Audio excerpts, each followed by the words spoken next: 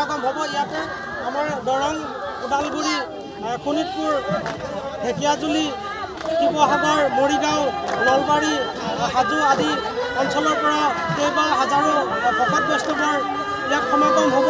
দুদিনীয়া কাৰ্যসূচীৰে আমি মহাপুৰুষ গুৰুজনাৰ যি বৈষ্ণৱ ধৰ্ম, সেই বৈষ্ণৱ ধৰ্মক সৰগত কৰি আগন্তুক অধিৱেশন ভাগি সৰ্বাংগ সুন্দৰ কৰাৰ কাৰণে প্ৰস্তুতি চলাইছোঁ। আৰু আমি সমূহ যি আমাৰ বুঢ়া অঞ্চল তথা আমাৰ সন্ধ্যা পদ্মপাণি বুঢ়াদৈ শাখা আৰু পশ্চিম দৰঙৰ সমূহ ৰাইজৰ সহযোগিতাত এই অধিৱেশন ভাগি অনুষ্ঠিত কৰিবলৈ প্ৰয়াস কৰিছোঁ।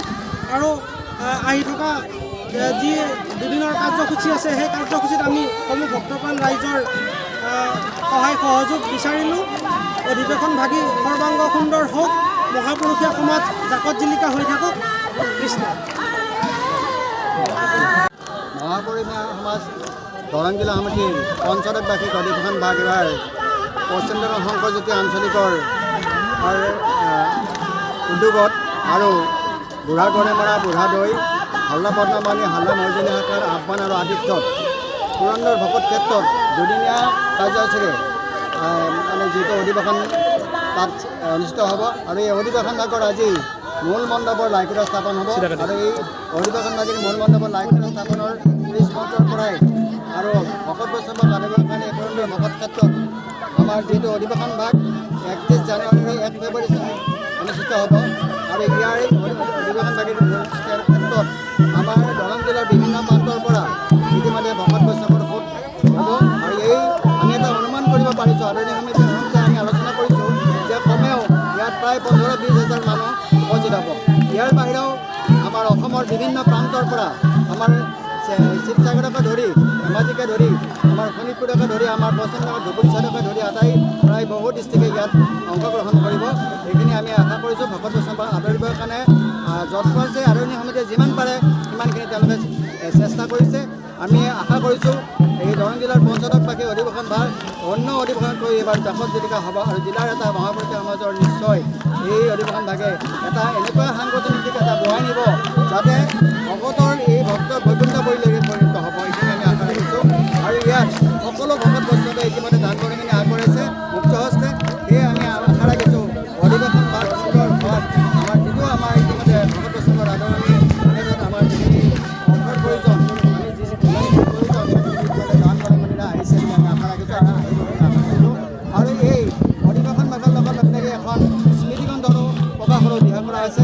স্মৃতিখণ্ড ভাগো আমাৰ মূল যিদিনাখন আমাৰ 31 জানুৱাৰীৰ দিনাখন আমাৰ জিলা মুখপত্ৰৰ লগত একেদিনা সেইদিনাখন দুয়োখন মুখপত্ৰ আৰু স্মৃতিখণ্ড ভাগ উন্মোচন কৰা হ'ব। আৰু নিশ্চয় আমি সকলো ভকত বৈষ্ণৱৰে আজিৰ এই লাইকুটৰ মূল নামতাৰ মণ্ডপৰ লাইকুটৰ জৰিয়তে আমি সকলোকে ইয়ালৈকে ক্ষেত্ৰলৈকে আহ্বান জনাইছোঁ। আৰু ভগৱন্তই কৃপা কৰিব, আমাৰ এই অধিৱেশন ভাগে নিশ্চয় সফলতা হোৱাত তেওঁ সহায় কৰিব। কৃষ্ণ। এই সমাজখনৰ গোটেই অসম দিশত বিভিন্ন জিলাক সামৰি গঠন কৰা হৈছে এই আধ্যাত্মিক সমাজখন। এই সমাজখনৰ প্ৰচাৰ প্ৰসাৰৰ কাৰণে প্ৰতি 3 বছৰৰ মূৰে মূৰে জিলাসমূহে একোখন অধিৱেশন ইয়াত অনুষ্ঠিত কৰা হয়।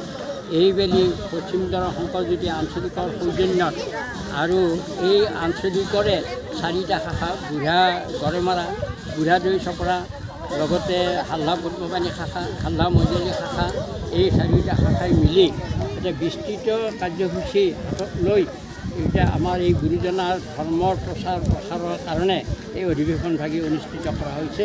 ইয়াত আমি আশা ৰাখিছোঁ অন্ততঃ বহুত হাজাৰ ভকত বৈষ্ণৱ ইয়াত সমবেত হ'ব। আৰু আমি এই ভকত বৈষ্ণৱসকলক আদৰাৰ বাবে আমি উপদেষ্টা সমিতিৰ আদৰণীয় সমিতিৰ উপদেষ্টা হিচাপে লগতে মহাপুৰুষীয়া সমাজৰ কৰ্মচাৰ্য হিচাপে আমি সকলোকে আহ্বান জনাইছোঁ।